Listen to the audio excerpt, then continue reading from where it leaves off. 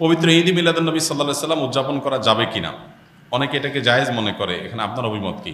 দেখুন, আমি অভিমত না দিয়ে কয়েকটা প্রশ্ন রাখব, অর্থাৎ প্রশ্নের উত্তরে আবার পাল্টা প্রশ্ন আমি ছুড়ে দিতে চাই, বিশেষ করে যাদের এটা নিয়ে সত্যিই জানার আগ্রহ আছে। অনেকে তো প্রশ্ন লেখেন জানার জন্য না, প্রশ্ন লেখেন হলো ওনার পক্ষের মতটা বের করে আনার জন্য। আমি বলতে চাই যে সাধারণত আমরা সাধারণ মানুষরা যে হুজুরের ভক্ত আমরা তার কথা শুনি। যে হুজুর মিলাদুন্নবীর পক্ষের, তার ভক্তরা মিলাদুন্নবীর পক্ষে কথা বলে এবং সেরকম দলিল খুঁজে বের করে সোশ্যাল মিডিয়াতে সেটা নিয়ে লেখালেখি করে। আর যে হুজুর মিলাদুন্নবীর বিপক্ষে, ওনার ভক্তরা মিলাদুন্নবীর বিপক্ষে তারা ক্যাম্পেইন করে, কাজকাম করে। আমার কথা হলো যে আপনি হুজুরদের পক্ষ বিপক্ষ না নিয়ে কয়েকটা প্রশ্নের উত্তর খোঁজার জন্য আপনি নিরপেক্ষভাবে চেষ্টা করেন। আপনি নিজে একটু সচেতনভাবে, সতর্কভাবে, অনুসন্ধানের দৃষ্টি নিয়ে এই প্রশ্নগুলোর উত্তর খোঁজার চেষ্টা করেন। আপনি শুধু উত্তর খোঁজার যদি সিরিয়াস চেষ্টা শুরু করে দেন এবং নিরপেক্ষভাবে চেষ্টা করেন, আমার বিশ্বাস যে আপনাকে আল্লাহ তাআলা হেদায়েত এবং সঠিক পথ যেটাই সেটা আল্লাহ তাআলা আপনাকে দেখিয়ে দিবেন। শর্ত হলো আপনি আগে গিয়ারটা নিউট্রালে এনে তারপরে খুঁজতে হবে।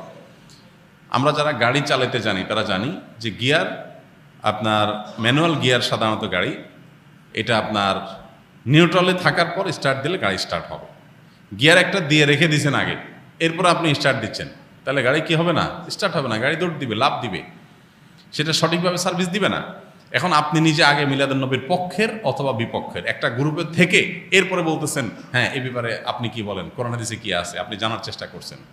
এইভাবে আপনি আসলে সত্য জানতে পারবেন না। সত্য জানতে হলে আপনাকে নিউট্রালে থাকতে হবে যে ঠিক আছে আমি এটা নিয়ে অনুসন্ধান চালাই, পড়াশোনা করি, স্টাডি করি এবং আমার স্টাডির পর নিরপেক্ষভাবে সত্যিটা জানার জন্য আমি চেষ্টা করি।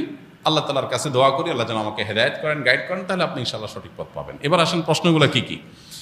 এক নম্বর প্রশ্ন হলো, নবী করিম সাল্লাল্লাহু আলাইহি সাল্লামের যেদিন জন্ম হয়েছে, মিলাদুন্নবী মানে হলো নবী সাল্লাল্লাহু আলাইহি সাল্লামের জন্ম, এটাকে কেন্দ্র করে উদযাপন, আনন্দ ইত্যাদি। প্রশ্ন হলো নবী করিম সাল্লাল্লাহু আলাইহি সাল্লামের যে তারিখে জন্ম হয়েছে সেই তারিখটা কি চূড়ান্ত এবং অবিতর্কিত কিনা, অর্থাৎ অমুক তারিখে তিনি জন্মগ্রহণ করেছেন, ইতিহাসবিদগণ এ ব্যাপারে একমত কিনা বা হাদিস গ্রন্থগুলোতে এটা সুস্পষ্ট আসছে কিনা, এটা আপনি একটু জানার চেষ্টা করেন। আপনি যদি খোঁজ করেন, অনুসন্ধান চালান, তাহলে কিন্তু আপনি জানতে পারবেন, জানতে আপনার কষ্ট হবে না খুব বেশি, যে আসলে নবী সাল্লাল্লাহু আলাইহি সাল্লামের জন্মের তারিখটা এটা চূড়ান্ত কি চূড়ান্ত না। আপনি যদি অনুসন্ধান করেন, আপনি দেখতে পাবেন যে নবী সাল্লাল্লাহু আলাইহি সাল্লামের জন্মের এক্সাক্ট তারিখ নিয়ে ইতিহাসবিদদের মধ্যে নানা রকমের মত আছে। তাহলে কিভাবে আপনি চূড়ান্তভাবে একটা দিনকেই নিশ্চিত করে ধরে সেদিনকে আপনি উদযাপনে যেতে পারেন? নাম্বার এক, আপনি খোঁজার চেষ্টা করেন যে ওনার জন্মের তারিখটা এটা কি সুনির্ধারিত, অবিতর্কিত, নাকি এটা নিয়ে নানা মত আছে, আপনি একটু পড়াশোনা করার চেষ্টা করেন। নাম্বার দুই, নবী করিম সাল্লাল্লাহু আলাইহি সাল্লামের জন্মের তারিখটাকে তিনি নিজে উদযাপন করেছেন কিনা প্রতি বছর, এটা আপনি একটু জানার চেষ্টা করেন।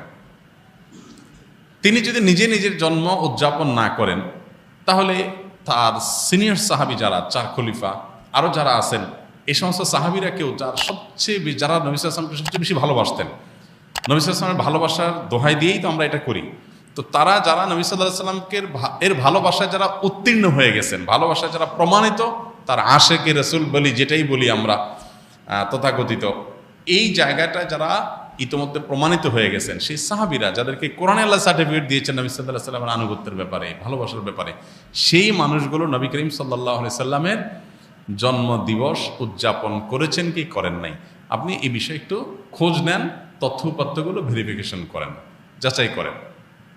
তৃতীয়ত হলো যে জন্মদিবস উদযাপনের এই কালচার কোত্থেকে আসছে, আপনি এটাও জানার চেষ্টা করেন। আপনি যদি এটা নিরপেক্ষভাবে এটা শুরু কোত্থেকে আসে দেখেন, আপনি দেখবেন এটা অগ্নিপূজক, প্রকৃতি পূজারী তাদের কাছ থেকে আসছে।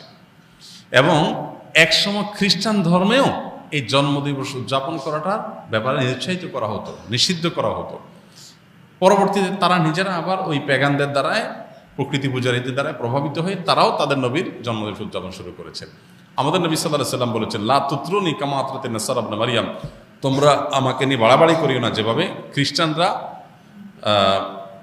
ঈসা আলাইহিস সালামকে নিয়ে বাড়াবাড়ি করেছে। অতএব নবী করিম সাল্লাল্লাহু আলাইহি সাল্লামের মিলাদুন্নবী পালন করবেন কি করবেন না, উদযাপন করবেন কি করবেন না, সেই প্রশ্নের উত্তর আপনি পেয়ে যাবেন যদি আমার এই তিনটা প্রশ্নের উত্তর আপনি নিজে অনুসন্ধান করে জানার চেষ্টা করেন। আল্লাহ আমাকে আপনাকে আমাদের সবাইকে হেদায়েত এবং সত্যিকারের যে সঠিক পথ সেটা আল্লাহ তাআলা আমাদের সবাইকে আল্লাহ তাআলা দান করুন। ঈদ মিলাদুন নবী ও সিরাতুন নবীর মধ্যে পার্থক্য কি? মিলাদুন নবী মানে হলো নবী সাল্লাল্লাহু আলাইহি সাল্লামের জন্ম, আর সিরাতুন নবী মানে হলো নবী করিম সাল্লাল্লাহু আলাইহি সাল্লামের জীবনচরিত। তো সিরাতুন নবীর মধ্যে নবী সাল্লাল্লাহু আলাইহি সাল্লামের জন্ম, মৃত্যু, শৈশব, বেড়ে ওঠা, আল্লাহর আদেশে নিজের জীবনের সব বিষয়গুলো এর মধ্যে আছে। সিরাতুন নবী মানে জীবন ইতিহাসের মধ্যে সবই আছে। আর মিলাদুন নবী হলো সিরাতের অর্থাৎ নবী সাল্লাল্লাহু আলাইহি সাল্লাম পুরো জীবনের একটা অংশ। এটা হলো একটা পার্থক্য। আরেকটা বিষয় হলো যে মিলাদুন নবী এটা আসলে উদযাপন বা অনুসরণ করার বিষয় না। নবী সাল্লাল্লাহু আলাইহি সাল্লামের জন্মকে আমরা চাইলে অনুসরণ করতে পারবো না, যে উনি যেভাবে জন্ম হয়েছেন, যে তারিখে হয়েছেন, ওই তারিখে আমি হব, এরকম কোনো অপশন নাই তো। কিন্তু সিরাতুন নবী যেটা, এটা কি করা যায়? অনুসরণ করা যায়। নবী সাল্লাল্লাহু আলাইহি সাল্লামের জীবন চরিত্র দেখে দেখে সেই অনুযায়ী আমি আমার জীবনকে গঠন করলাম। তো এটা হলো মূলত আমাদের জন্য গুরুত্বপূর্ণ।